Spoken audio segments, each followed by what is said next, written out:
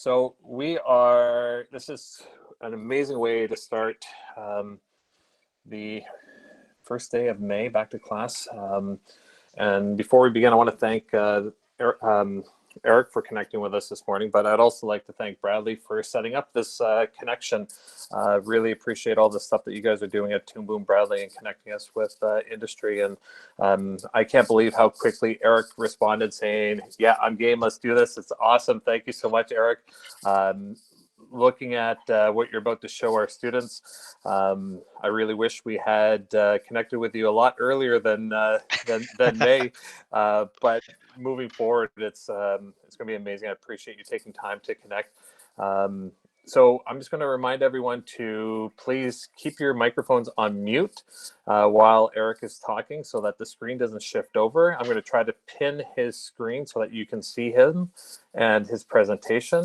Also, when you're asking a question, it would be appreciative if you could turn on your camera when you're asking, introduce yourself, and then get some feedback.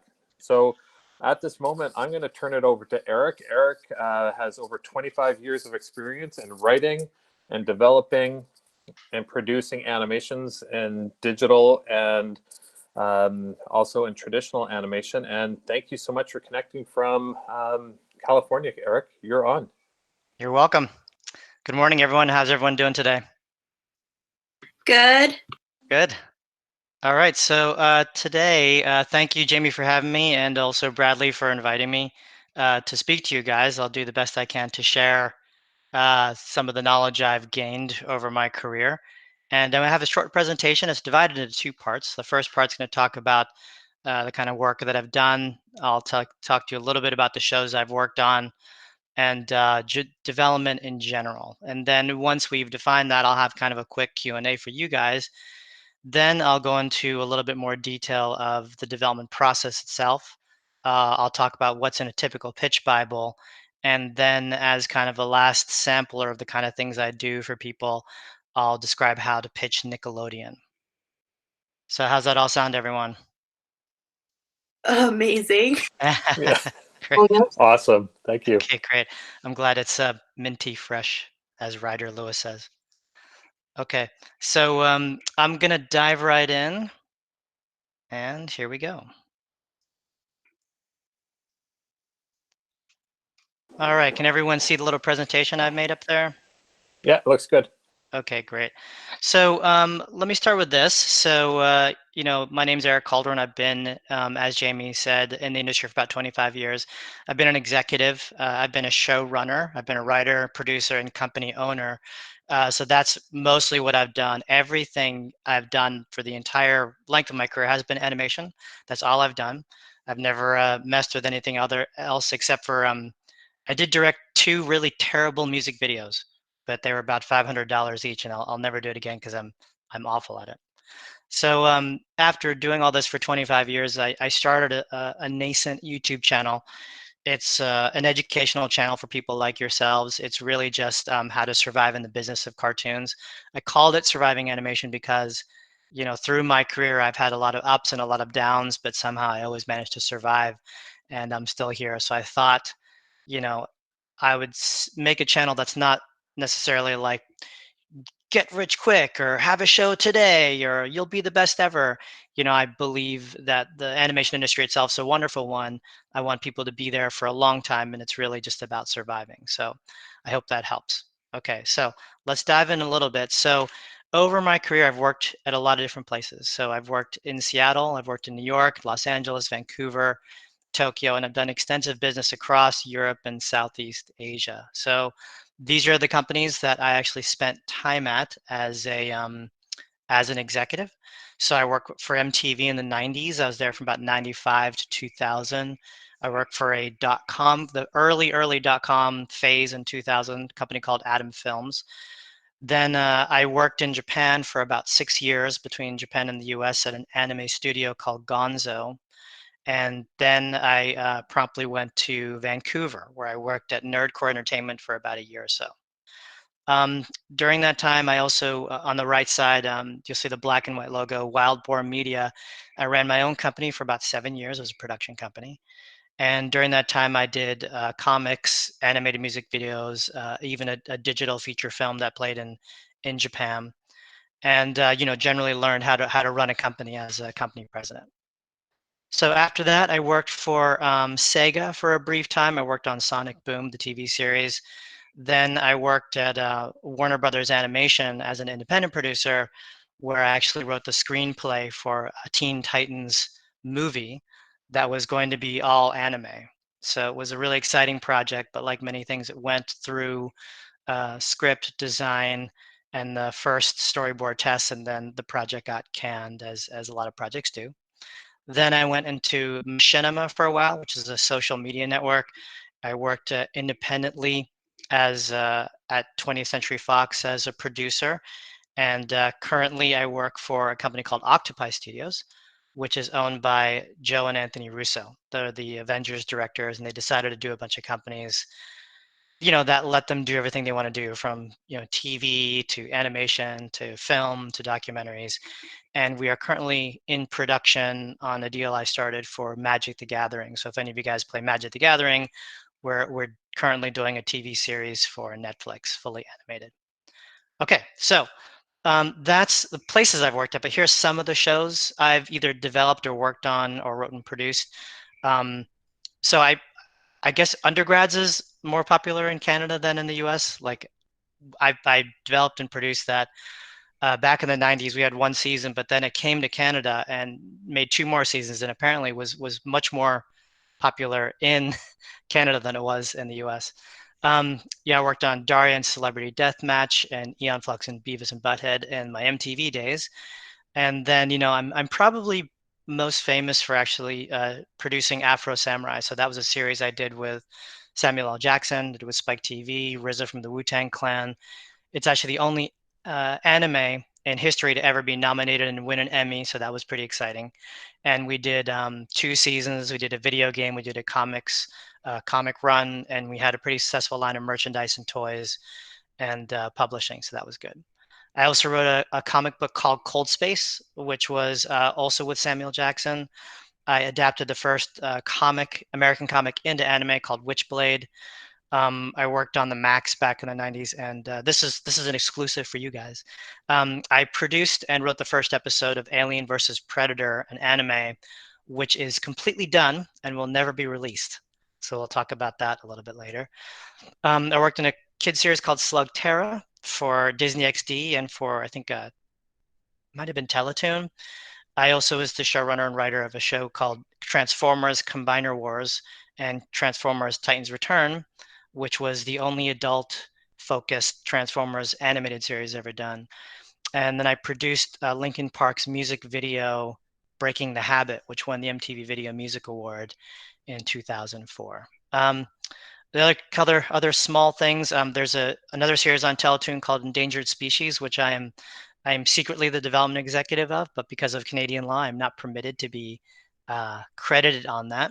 It's about 3 animals who live in a tree stump, and I'm still upset that it's called Endangered Species because a squirrel and a seagull and a rabbit are not endangered. So, what can you do? Then I worked on a very strange but interesting movie called Bataan, which is the image on the far right. It is a really intellectual, movie about a digital consciousness that transfers itself from body to body over 150 years. So it was basically Westworld before Westworld. So it was pretty exciting. Really good director, really good writer. All right, so that is what I've done. Oh no, Jamie, I don't mind. It's fine. You don't have to add anything else unless you want to. Doesn't No, matter to no, me. no. That makes it easier. Thank you. Okay, sure, no problem. All right.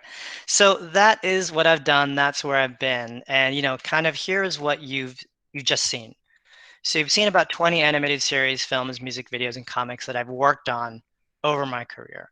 But here's what you didn't see, and that will transition to what I'm going to talk to you guys about today. So what you're not seeing is the build up to these 20 animated series, films, and music videos and stuff comes from about 60 or 7 animated pilots or animatics that were made to present the possibility of these series happening. And underneath that are about 300 pitches that I've had in my lifetime where someone has told me no. So about 300 times I pitched something and someone, either a producer or a buyer distributor, said, no, I'm not going to do that. Over my career, I estimated roughly that I probably read beginning to end about 2,000 pitches and proposals. And these are actually like completed pitches with everything made. Sometimes there's an animation test, about 2,000. And, because I'm constantly, asked to read stuff over my career, I think there's about 5,000 pitches that I just couldn't get to or couldn't read or couldn't do. So to get to today's topic, everything you didn't see, in those credits list and in those pictures is the development process. So it's the creation of those pilots, it's managing and surviving, emotionally and financially through those no's. It's about those 2,000 read pitches, and it's hopefully how to not be in that pile of 5,000 unread pitches in order to get to those 20 animated series and films. So if you look at this, it can look a little intimidating, and it can also look a little frustrating. So that's actually one of the main reasons why I made my channel, was to try to help people reduce that number. I don't think we should waste that much time. We should get to the business of making, not to the business of developing and having something sit in a pile. So, okay, that's the first part of my presentation. And so, oh, you know what? It's not. um, I lied. So let's go a little development. Does anyone have any questions before I continue? And I'll let Jamie kind of moderate that. Yeah, so we do have If not, a I few will push question through. queues. I think we just keep on pushing on, and then when you're Okay. ready to do the Q&A, we'll be good. Okay. So I'm looking at the comments. So I'm not Tony Robbins. Is that a good thing? Yeah, ignore the comments until Okay. yeah, we're gonna just go. I'm gonna moderate some questions on the Okay, side. great. Okay, thanks. Okay, great. All right. All right, so That was let's a great thing you're not Tony Robbins. That was an homage to you not being Tony okay. Robbins. You Okay, said great. that you didn't want to sell things and tell you how to be your best self. Yes, that's not me. That's not me. All right, all right, guys. So let's talk about development. So you probably know this term, you probably used it, you probably, kind of have some awareness of it. But let me give you some of the quick tips to start off about what development is that people may not realize. So first of all, it's so much more than just new ideas. A lot of people think, oh, I've got a new idea, development. What it really is, when you get behind the scenes and as a buyer and as a seller, I will tell you the first thing development is about is format. So it's a very simple thing. It's the first most important thing, but a lot of people just forget it and go straight to their super complex science fiction world and story and characters. So format is, at its basic, what is the length of the project that you're selling?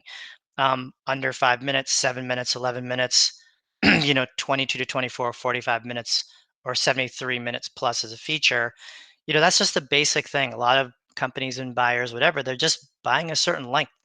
And if you're trying to walk into a buyer at Cartoon Network TV production, but you're selling a movie, you're already a pass, because they just don't buy movies. All right. So following length is going to be audience. So audiences in animation, especially for channels, are usually pretty divided. So preschool, educational, bridge, which is the before preschool and kids zone, which is ages 4 to 7. Comedy 6 to 11, which can be boy focused, girl focused, or gender neutral. Action 9 to 14, 15 plus action, and primetime comedy. So if you don't have your length, you don't have your audience. Right off the bat, you could get a pass. And then after that, the format is episodic versus standalone. So traditionally, a lot of animation buyers didn't like episodic because they want to put a SpongeBob episode anywhere they want, but it's becoming more and more trendy for episodic television. So that is a thing. But again, what's your format? So it's first about format, and it is second about brand.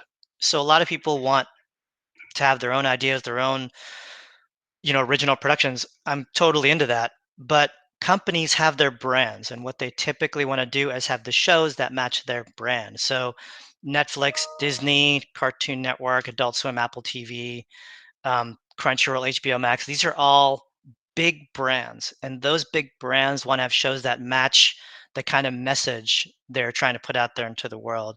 Again, that's not about your show. That's about, do you fit on their shelf, and do you match their store's property? And underneath that, it's not just the brand of the seller or the brand of the buyer, it's also the brand of the seller. So a lot of animation is based on licenses. So a license could be Star Wars or Marvel or, Beyblade. So licenses, live action movie adaptations, comics, books, video games, toys. Again, this is all development. If you're Disney and you're sitting back, do you want to do someone's original property or do you want to do a Star Wars spinoff? So again, development right off the bat gets cut off by format and brand. So following that, finally, it's actually about you. So before your property, before your material, people want to know if you are capable or if you are appropriate to tell these kind of stories. So your prior work and your experience is almost one of the biggest factors of a yes or no. Your skills, your professional relationships, which is, do you know people in industry? Have you worked with buyers before? Have you worked with other studios, and do you have a good reputation, and your personality? So that's a big factor in pitching and presentation. So just as an overview, format, brand, and you yourself are three of the biggest areas I end up talking to people about in development, even though they're there for their ideas. So, okay, so let's have a Q&A pause if needed.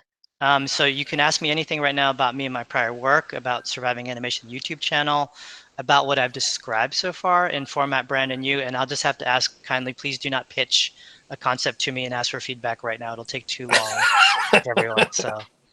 Thank you. Okay. So let's take a little pause and tell me if you guys have any questions. Okay, I believe, Chantel, you have a question, correct? Yes, sir. You're on, Chantel. Okay, so hi, Hi, my Chantel. name's Chantel. Hey. And so I just want to say your whole talk right now is really inspiring, and I'm just Great. I'm ecstatic to hear the rest of it. Thank you.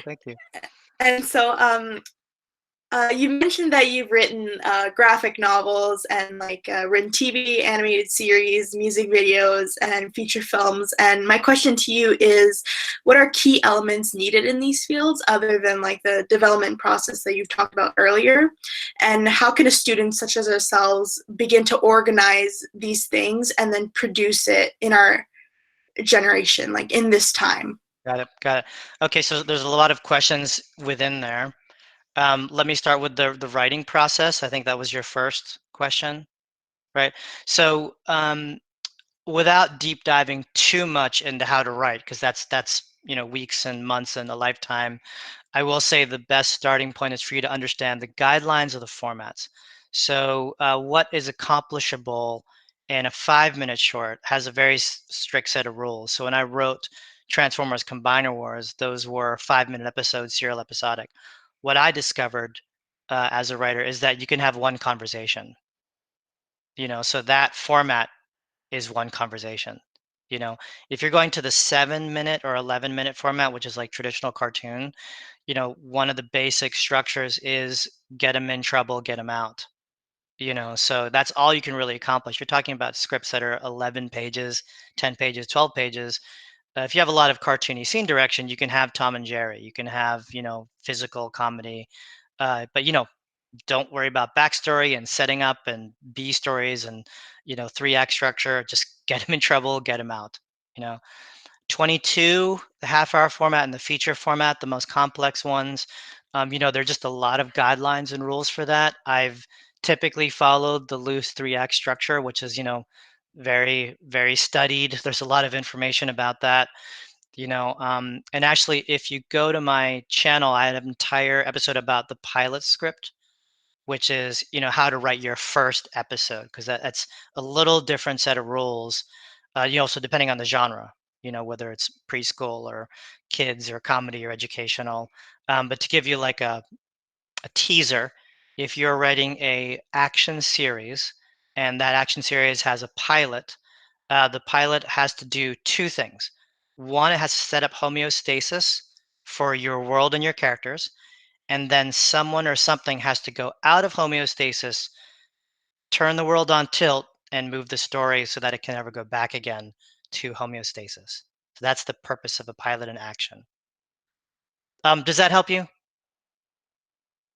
Yeah, thank you so much. You're welcome. You're welcome.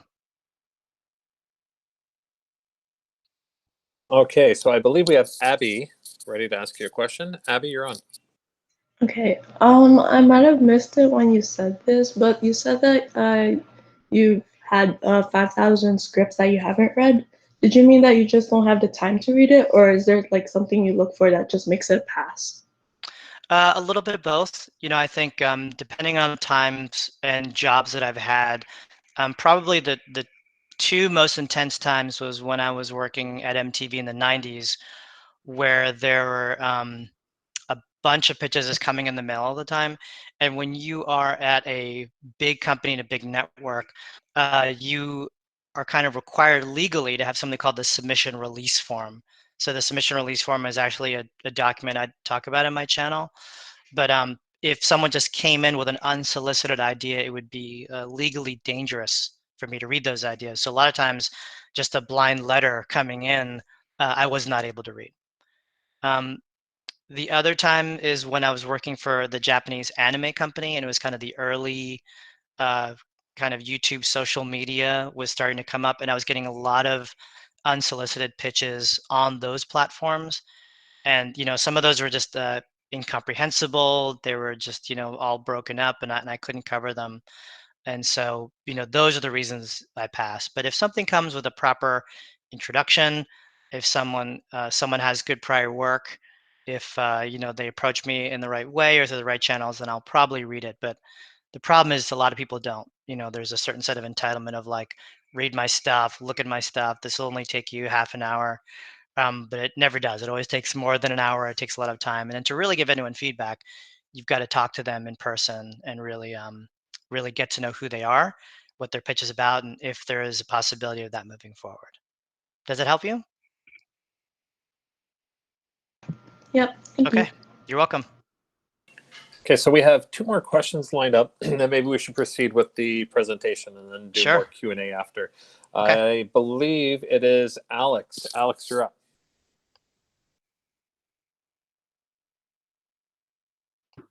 Hi. Hi, Alex. Uh, Hi. So, my name is Alex, and just out of curiosity, is it advisable to produce your own content in medias like YouTube or Vimeo without selling it to a studio? Sure. That's a really good question. Really good question. So I believe that if you're going to make something on your own, and if you're going to make something on a platform that is free, your motivation should be because you feel the need to express that thing. If your goal is, I'm doing this because I'm going to sell it one day, that's a very low priority venture. So I think if it's in you and you really want to talk about it and it's an authentic need for you to say, like, I have to tell the story, I can't stop myself, it's just what I do, it's what I love, it's what makes me happy, that's the goal. And then I think what is more likely is that you will do that, you will do that, you will do that, and someone will notice your work, and then you'll enter the industry through some path as someone saying, wow, you really finish stuff. I mean, actually that's close to the path of Rick and Morty. So Rick and Morty, Justin Roiland and the other creator whose name I can't think of right now, um, Dan Harmon. They were just doing sketch comedy because they're just funny guys, and animation was the medium they chose. And when they made that first short, that got the notice of people. But they didn't do it to sell it. They just couldn't help themselves. Cool. Thank Okay, you. you're welcome. And last question before we proceed, we'll go Okay. to Anthony. Hello? Hello, I think I can hear you, Anthony. Okay. So earlier you mentioned that you guys get a lot of pitches for ideas. Out of all the pitches that you look through, how many of them actually turn into a finished product?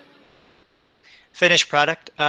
Good question. So, finished product, I'll divide into a couple sections. There's the fully animated pilots, and then there's the actual animated series. So I think over my career, I've probably produced about 60 to 70 pilots. And from those 60 to 70, about 20 animated series or projects. Okay, thank you. You're welcome. Yeah. Okay, so we should just proceed with the second half. Okay, great. I'm just gonna check over here. Okay, so let's go into the second half of my presentation. It's a little more detailed, and hopefully it will give you guys some concrete information that you can use in your development process. So first of all, let's talk about the process itself. So I'm going to divide this into very simple sections so that you guys understand.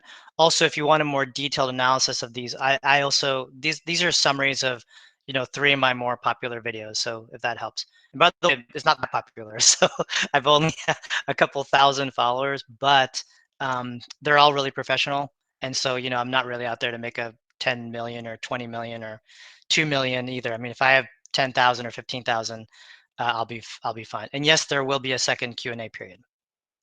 Okay, so development process is broken up into a couple areas. So, development process, pitch Bible, and then how to pitch Nickelodeon. That's the second part of the presentation. Okay, so the stages of development. The first thing that people have to be aware of is there's a negotiation. So this is actually a very complex part of the development process. There's a lot of people will crack. So the negotiation is a lot of lawyers talking to a lot of lawyers, and it's a time where people can get very emotional. They can get very heated. I just try to tell people during this time, let lawyers talk to lawyers. Don't take it personally, and just try to ride above it and get to their side. So, I'm not a lawyer, so I won't tell you specifically the things you can or can't do, but the negotiation is a long period. It could be a month, it could be 6. So just be prepared. The first thing in development is negotiation. So after the negotiation, you'll go into the development materials, which I'll also break down a little bit later.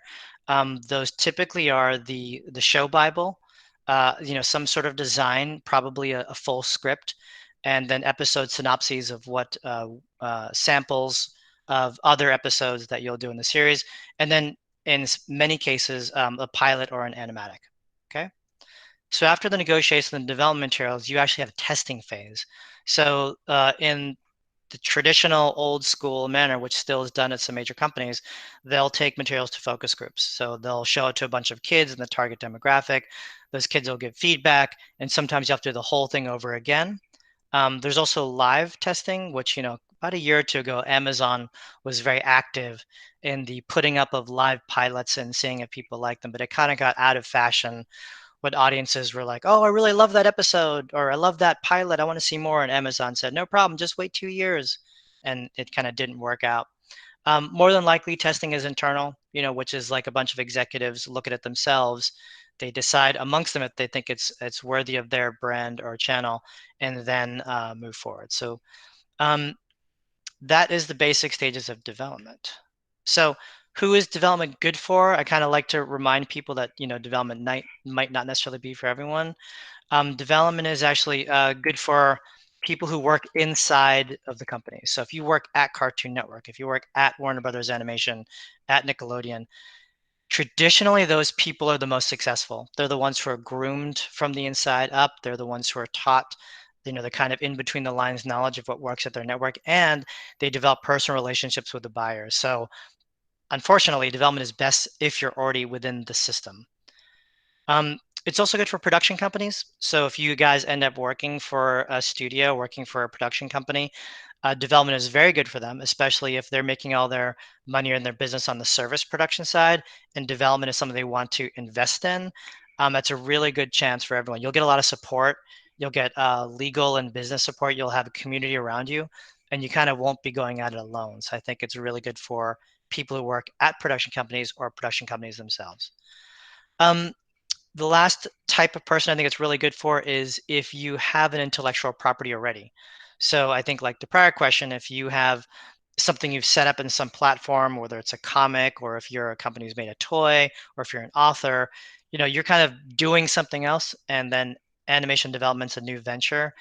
It's really good for that. So knowing who it's good for, let's talk about who it's actually not good for. So first and foremost, it's just not very, very good for people who don't enjoy collaboration.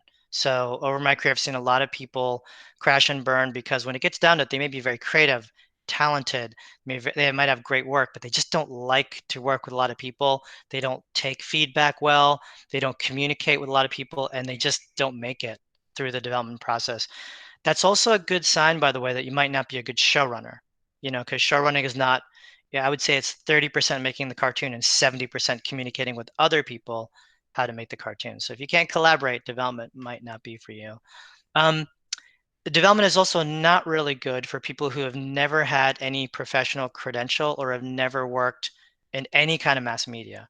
There's just so much language that we use. There's so much culture that is built into the development process that if you're not already in some form of entertainment, you just might not make it the whole way through. So I hope that is understandable to everyone. Okay, the final one who's actually not good for development is, ironically, the entire Japanese anime industry. So having worked there for 6 years, they don't have development. They don't have people like me. They don't have pilots. They don't have networks that buy and sell. I actually have an entire video, if you're interested, about the business of anime, if you want to see how actual anime gets made. And especially to students who I often get the question, how can I make this into an anime? I watch that episode because I hope to decode how it works once you land in Japan and try to get to work. But Japan already has a development process. It's probably the best in the world, and it's called Manga. Okay, so now that I've covered the stages of development, let's talk very briefly about pitch Bibles. You've probably heard these before, so I'll just kind of run through them. Logline, incredibly important. This is your nearly one sentence, just very brief description of a show.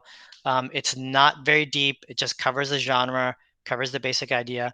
I actually say if you go to IMDb or if you go to Common Sense Media and look how shows are described, that's a really good example of what a log line feels like.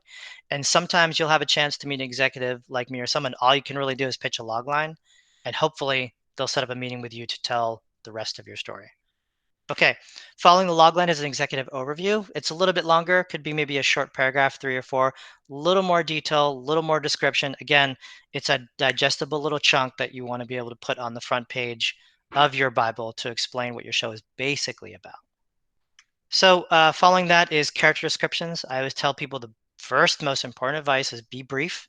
A lot of people want to tell all the backstory and all the thing, but really what you do is just set the type, my character is 18. She is happy with her mother. She's, angry at people who won't let her play, video games. And, she wants to one day be president.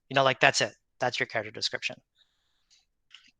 Okay, setting. I like to say setting usually comes after character, but it can be switched if it's required.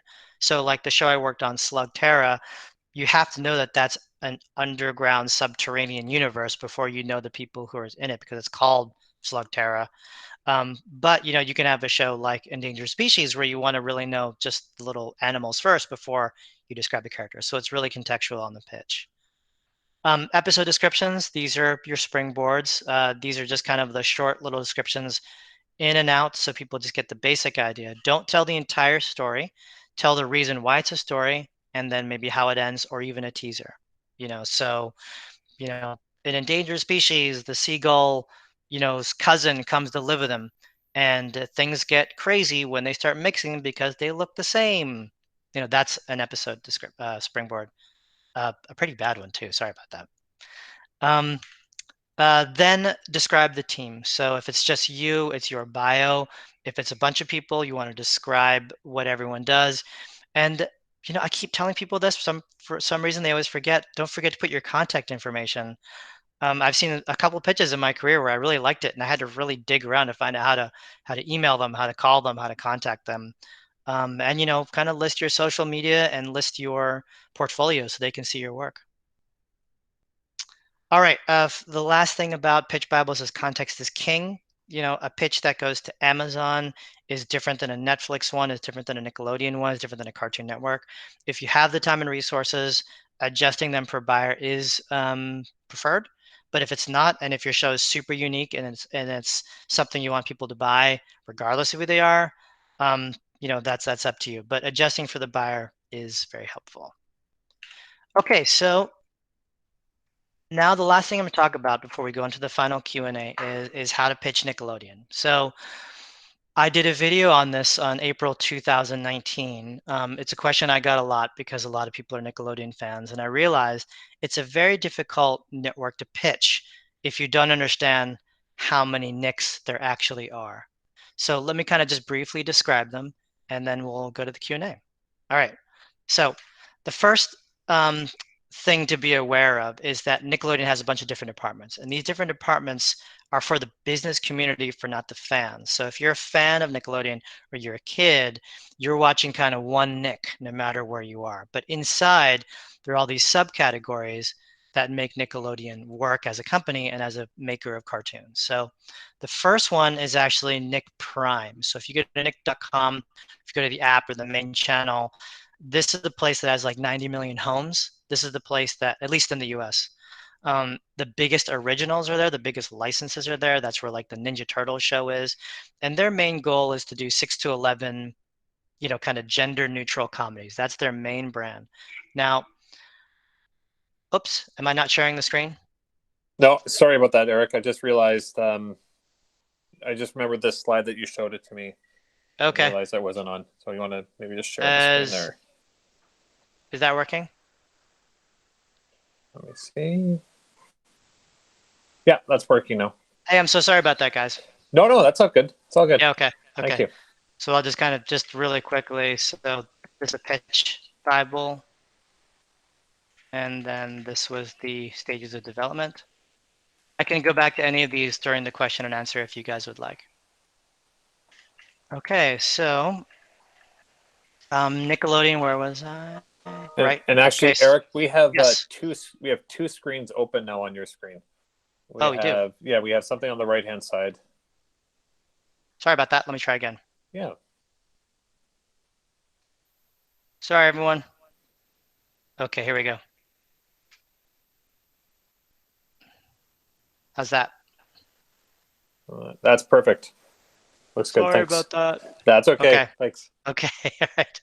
So I was at Nick Prime, the biggest originals, biggest franchises.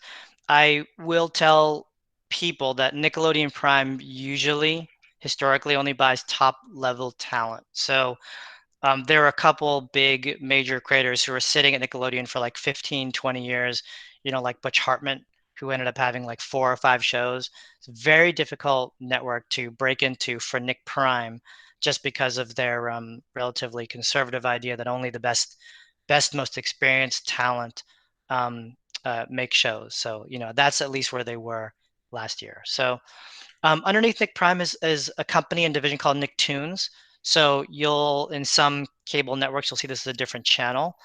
This is what they call a spill-off channel. So Nickelodeon has so much business, so many shows, that it actually has to spill shows second and third season into their second brand, which is Nicktoons. So Nicktoons actually only has 65 million homes. There are a lot of acquisitions here, actually, like Ladybug. That show was actually an acquisition. It was made in Europe and brought in. Merchandise companies will sell shows here. This is like where your Bakugan kind of anime experiments will be, or anime imports. And there's also like format experiences. Like there might be like a sports show with an animation element, stuff like that. All this stuff spills over into Nicktoons, and the people who pitch here are actually business people. So business companies do co-productions and collaborations, mostly on the Nicktoons platform, not on the Nick Prime platform. All right, the third Nickelodeon is Nick Jr. So, if anyone has little brothers or little sisters, your parents know Nick Jr. as the main Nick. So that's where your Blue's Clues, that's where your Rainbow Unicorn shows are. That is really a $70 million home channel. It's all preschool, so that's really 2 to 5, 4 to 7 maximum. And it's a giant brand. So, that has its own set of rules. So obviously pitching Nick Jr. is not pitching Nick Prime. Okay, so the last one, which is the big update, is Nick Animation. So for you guys in particular, because you're students, if you go to nickanimation.com, you'll see something very different. You're not going to see watch SpongeBob. You're not going to see, watch Turtles. You're going to see an entire recruiting site that says, we want you to work for us. So Nick Animation, which is now turned into Nickelodeon Studio, is the biggest part of the animation division of Nickelodeon, which is now a producer and seller. So now Nick Animation, Nickelodeon Studio is like this separate company. And you have a show like Glitch Text, which is on Netflix. It's actually not on Nickelodeon. So Nickelodeon built, I think I spelled Nickelodeon wrong. Nickelodeon built such a big building and such a big structure in Burbank, and their network and their channels going down and the streaming companies have gone up, that they have to produce for other studios in order to make money, in order to stay alive, in order to pay the bills. So Nick Animation is the fourth place you can actually pitch at Nickelodeon. And I like to say, if you're pitching Nick Animation, don't pitch a show, pitch yourself. That's the place where you want to go to work. That's the place you want to go to learn. And they actually have great mentoring programs in there to teach you how to move up and down the world of animation in an area, whether it's writing or animation or production. And yes, Bradley is correct. It is a very cool studio. They've got a lot of fancy stuff there, and they've got video games in the first floor. So, okay. So that is my presentation. Thanks, everyone. I hope it wasn't too boring. Hope you learned something in that. And let's go to the second Q&A. Wow, that was amazing. All right, so I believe, August, you have a question. Hi, Eric. Hey, August. So I was wondering, so you produced 2 animated Transformers films, which are based off a larger brand or a larger franchise, right? Yep. I was wondering, what is a key element when working with like source material? Like, what's something to keep in mind so your audience recognizes, like, oh, it's based off that story or those characters, other than the aesthetic of the whole thing? Right. That's a very good question. So adaptation or working on licensed properties is something I've done for a while, and it's always tricky. I mean, as you know, there are some adaptations that are great, and there's some adaptations that are really bad, and most of them are somewhere in the middle. So there are 2 rules I like to think about. One is respecting what has been done. So for Transformers, luckily, I was already a big fan of the 80s series. I had seen the first 3 seasons as a kid, and the 1986 animated movie had like a big impact on me. Like I know all the songs, I know all the scenes. It just was, and it was done at Toei Animation in Japan. It's a fantastic looking 2D animated movie. So I wanted to respect that. So my show was a thematic sequel to that, right? But if I'm not doing something new, if I'm not putting myself in there as an artist, like, what's the point? And I think if you don't, that's when something becomes fan film. If you just want to do what's been done already, that's fan film. If you want to actually challenge the status quo and put yourself out as an artist, you've got to move the dial on those franchises. And a lot of those fans will really hold on to the past with like this iron grip. And I got a lot of hate mail for Transformers because those Transformers fans are so particular. They're completionists. They really want to have things exactly as they are. And I did, I was like, I committed the terrible sin of putting a crack on Optimus Prime's windshield. Oh. Because I wanted to show him as an old retired leader. And I, with my 2 co-writers, rewrote Megatron as also a retired leader, no longer leading the Autobots, and having a really sassy conversation with Optimus all the time. Because to me, and I'll make an American reference, it was kind of like, when President George Bush talks to President Clinton, like they used to be big rivals, but it's all past them now. There's a new generation doing it, and they have a lot to talk about. Yeah. So I really focused on that. So I hope that helps you understand how to adapt franchises. Thank you so much. You're welcome. Sam, you are on. Hi. You worked in anime, right? Yes. Is working in the anime industry harder than working in Western animation? And would you recommend going into it if you are a fan of that genre? Got it. Anime. It's got two things going on. One is it's a really kind of joyous, magically strange place to work, right? Because the kind of stories and genres they do, the kind of small, strong community they build amongst each other. So a lot of that draws a lot of non-Japanese people into the anime industry to want to work there. And I really appreciated my time being there and I really loved it. On the other side, it is probably the worst working conditions in the animation industry worldwide. I've seen animators work 14 hours a day, 16 hours a day. I've seen people make less than minimum wage for months.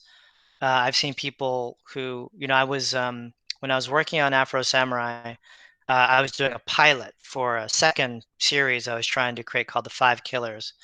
There's a pilot out there somewhere on YouTube, but as I was finishing, for the day's work, and I went out to have dinner with my colleagues, one of the in-betweeners was our waitress because she couldn't make enough money during the day to pay her bills as an in-betweener, so she went to become a waitress. Now, I think if you like to make anime, as a stylistic reference, I feel like there are places in the US now that will support that, whether it's Bradley, can you remind me who channel Frederator, what their channel is? If you manage to type on there. Yeah, I'll find it. Yeah. And Frederator's channel, they do a lot of anime like, Bee and Puppy Cat kind of shows. Or if you like the more action stuff, Powerhouse in Texas does a lot of the Castlevania kind of stuff. The anime influence stuff is a little bit better. But if you just have that Japan thing and you just got to be over there, go for it. But here's the other thing. You need to speak fluent Japanese. Does that answer your question? Wow, that's so much work. Thank you. You're welcome. It's tough. Yeah. Okay, thank you. Next, I believe we have Anita.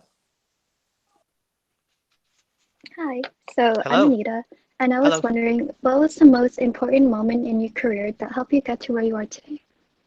Oh, geez. That's a tough one. Sorry. No, it's a problem. I mean, I've lived many lives in the animation world, and I think I'll tell you an interesting one. So I can say this now with some reflection because, I got through it. But in 2009 or 2008, I had, let me start. 2007, I went to the Emmys, right? And Afro Samurai won the Emmy. I had this like nice custom tuxedo. I was like super happy. It was really great. And the company at the time, Spike TV, was so happy. They said, why don't you produce 2 more pilots for us? So I produced Cold Space based on my comic and another comic called Savage Brothers. So, and then I actually was approached by Beyonce, and Beyonce said, why don't you make an animated music video for my concert? So I was like living on top of the world, really happy. Started my own company, bought a house, bought a car, was, really living large. And then the world had the largest economic crash in 80 years, which is the 2008 real estate crisis. So both my pilots canceled, foreclosed my house, lost my car, and Beyonce backed out of the animation after commissioning the first work, which I had already been 150 grand in debt on, right? So in 9 months, I went from being in the Emmys and having a house and a car to working illegally at a boba milk tea shop in K-Town, and in order to pay the bills. And I actually put all my stuff in storage, and I was living in a bedroom rented from a 4-bedroom house. So that 6 months that I had to really scrape by and really make things happen and really hustle, I would still take time off, basically ask my boss to have time off. And I would take professional meetings, and I would, put on the nice clothes, and I would go visit Warner Brothers and studio. And it was at that time that I happened to be wearing nice clothes that nerdcore recruited me to be the SVP of development. So I literally had to drop at the bottom for 6 months and just not act like things were going wrong in order to survive. And that really changed me. You know, it changed my priorities on finances. It changed my priorities on identity. And it made me realize that, you know, you are not what you own. You are not what you've accomplished. You're only what you can do that day. And I think that was the first inkling that I thought, man, I just somehow survived. You know, and then when I cut to later, I was really, oh, I should help others survive, because if you're going to be in this industry for that long, unless you're super lucky, you're just not always going to be on top. You know, you're going to be up and you're going to be down, and you just got to make it. Good question. You got me like emotional remembering Sorry, that was really good. Thank you so much. You're welcome. You're welcome. Okay. That Thanks, was Bradley, for that information. Yeah, No thank you. Next we have, I think it was Aaron. No, Helena. Sorry, Helena, Aaron, and then Josh. Hi. Hi, Helena. Hi. So I was wondering, when you talked about how Nickelodeon like kind of took Bakugan from Japan, what's Mhm. kind of like that process of taking like a cartoon from Japan into like the Western side? Sure. Okay. Sure. So, for the more detailed answer, watch The Business of Anime, which is one of the videos on my channel. It kind of breaks down how the actual process works. For Bakugan in particular, so Bakugan is a toy property franchise. That toy property franchise was then licensed by a US company. I think it was Spin Master. So they decided, let's make this whole thing of toys. Kids will love playing with these spinning tops. So in order to promote those spinning tops, they were like, let's make some media to get attention to the franchise.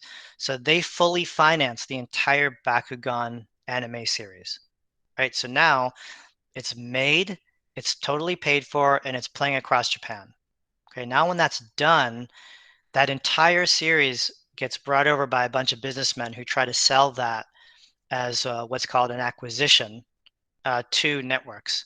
Now, because that's a big toy commercial, a lot of those companies don't care how much money they get for those series. In fact, I think if my numbers are correct, Dragon Ball Z sold to Cartoon Network Toonami for $5,000 an episode. You know, but because there's like 100 of them or something, they actually made a lot of money. And then at the time, because it was DVD sales, Funimation, who is the distributor, their DVD sales quadrupled for, you know, months and months and years. So then everyone started to notice that. So anime started being sold for free to networks because it was a big advertisement for those franchises. Does that answer your question?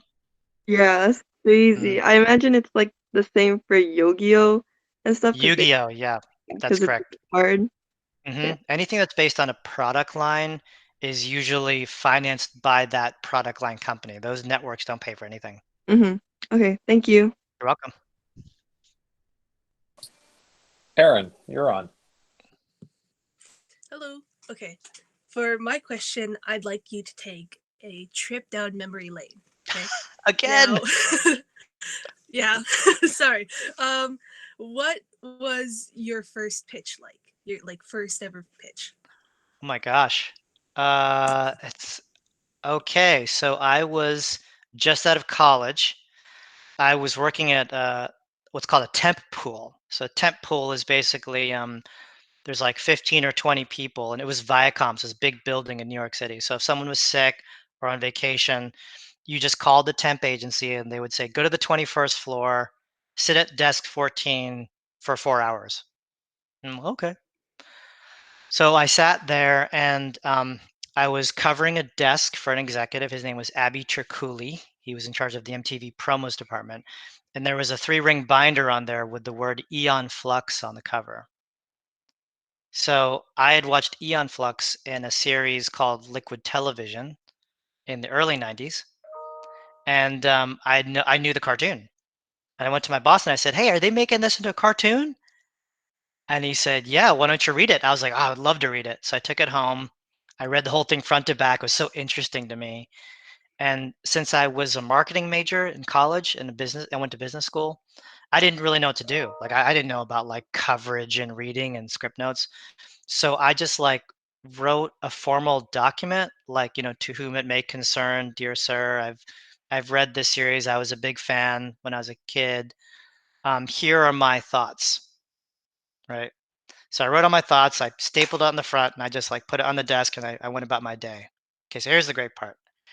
3 days later, I'm in the elevator, and by the way, my hair was like this long at the time, and I was like into grunge, and I was like, yeah, rock and roll. And this guy was like, "Hey, are you Eric Calderon?" I was like, "Yeah, what I do?" He's like, "Yeah, you worked for me like 4 days ago." I was like, "Okay." He's like, "Will you come to my office, Tuesday at 4 p.m.?" I said, "Sure." So I went up there, and I looked inside this big office, and there's like all these writers, like they worked on Beavis and Butthead, they worked on like the MTV Real World, like all these big shows, and I went, "Am I in trouble?" And they were reading photocopies of my notes, and they said, "Where did you go to film school?" And I said, I didn't go to film school." And they said, "Well, where did you learn to do coverage?" And I said, "What's coverage?" And they said, "We like your notes on this. Like this is really smart. Like we really like how you broke down and analyzed the story. Do you want to be a full-time reader?" And I said, "Sure." And so that was my first job as a reader. That's awesome. Yeah. Like, I can just imagine like, oh, all these writers. I thought I was busted. I was like, was I not supposed to read? Did I read like an illegal document or something? Are they gonna like take me out? Yeah. I hope that Awesome. was helpful for you. Yeah, that's funny. Cool. Awesome. Josh, you are up. Hi, my name is Josh, and I've got a pretty simple question, but what made you want to do this presentation? Oh, this presentation. Well, I mean, so first of all, this whole industry is very closely knit. People work together for 10, 20 years. People run each other in festivals and parties and everything, and people just get along and they want to help each other. So Bradley from Toon Boom is just someone who I just keep running into, and he's kind of amazing at networking people together and connecting people. And Bradley introduced me to Jamie, and when Jamie said, "Hey, I'm teaching this high school class, like I I made this presentation and I'm doing this thing because I wish I had this when I was your age." There's no program for development. There's no one talking about how it works. And I think I could have survived better if I had known these things. And when you've been in the industry for like 25 years, you start to care less about what you're doing next. You start to care about giving back. Like you want to do something for people. You want to promote the industry because it's a wonderful, beautiful industry. And people can be really kind to each other. And my best friends in the world, are in the animation industry. And we all work together and help each other out. And when we're in trouble, we all call each other and we all lift each other up. So it's like, I want to hope the next generation will connect in the same way that we did. Okay, thanks. That was a really You're great welcome. answer. You're welcome. All right. Do we have any other questions from students? Do you have any more questions? I have one for you, Eric. Yeah, please. So we have a lot of students, and I don't know if like when you're going through school, if your parents were very determined on what you're going to do after high school and what your pathway should look like. We have a lot of students that are going through that right now. It's a completely different world because those students who are graduating this year, no grad. A lot of them are still up in the air right now if they're going to be accepted into post-secondary. Could you just maybe talk about the importance of following your heart and following your own path into the industry? Yeah, well, I'm gonna slightly alter that if that's okay. So Go for it. I'm Filipino American, so I come from the Asian stereotype of please work in medicine. or going to nursing. So I have an entire family who was into nursing or into medicine as well. So I was the oddball wanting to do entertainment. I think what I would like to tell to you guys is that as early as you can in your career, and as early as you can in whatever job you can, if you're pursuing your passion, your love, is be good at basic survival skills. Which is something I didn't realize until I hit the bottom. And I know that sounds dumb, but yes, you should pursue your dream. Yes, you should be a great artist. Yes, you should prove all that stuff. But also, you need to learn how to pay your bills on time. You need to learn how to basically function as a good roommate, as a good friend, as a good person. You need to learn to be respectful to people around you. You need to learn how to cook and to clean and to just take care of yourself. It's funny how those things are the things that fall apart, not your talent and your skill, because in the people who I've seen whose careers have fallen to the wayside, it usually wasn't that they weren't talented or didn't have skill. It was because they couldn't pay bills, or they overspent when they got money in, or they didn't know how and when to work with a lawyer, or when the right time is to have a manager, an agent, or not have an agent, or how to team up and be a good friend to someone who will then pay you back later. Like those basic survival skills in humanity, I feel like is what lasts more than your talent. Does that help? Absolutely. I'm just going to put it out there for the students. Any more questions before we conclude?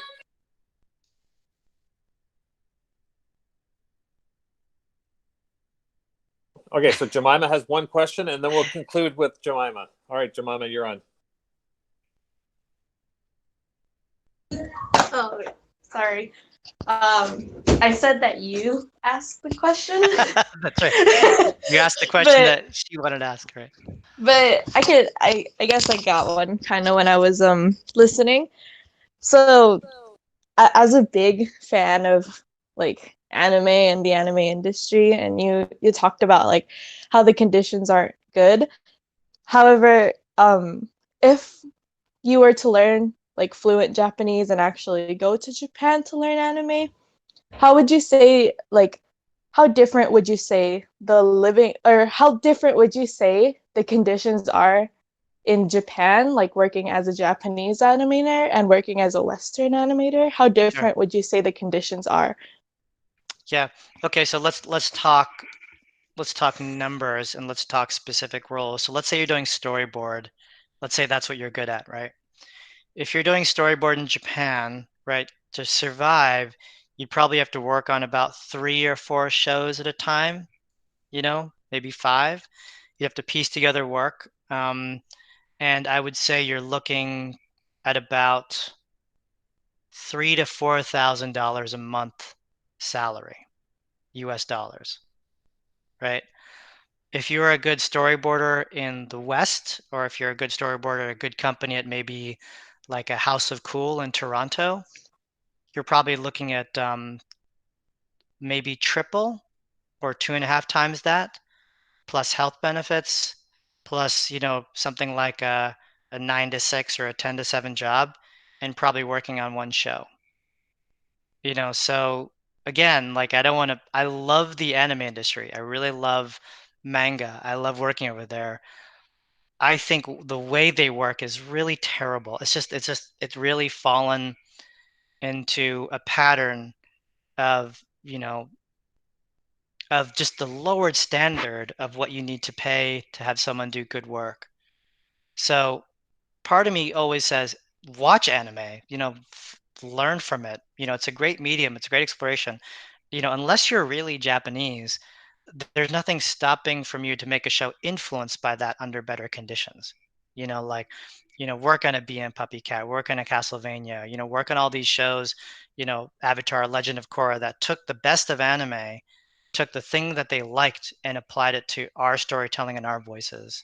Does that answer your question? I feel like I'm a little negative on it. It's okay. Yeah, I heard that. Yeah, I heard that Japanese they kind of had a lower pay for more work. But thanks for answering my question. You're welcome.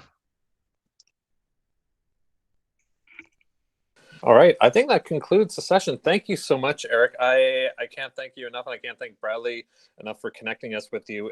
This has been a very inspiring way to start our week. I'm just blown away by the questions that were asked by the students. Thank you, guys. Just want to remind everyone, before you disconnect, Bradley posted a couple of links in the chat forum. So you may want to click on those and open those in a new tab. And I also did provide a link to the Surviving Animation channel in the chat. Fantastic resources on there, Eric, and thank you so much. Really appreciate you taking the time to connecting with our students. And if you're ever interested in coming up to Manitoba and visiting Winnipeg, let us know. We'd love to have you around the school, and yeah, it'd be fantastic. I'd be happy to do it. Just contact me and we'll work it on the schedule. Thank you, Eric. That's awesome. Again, I've recorded the whole session, so if you want a copy of it, let me know. I can forward it off to you. And yeah, thanks so much. I'm going to stop the recording.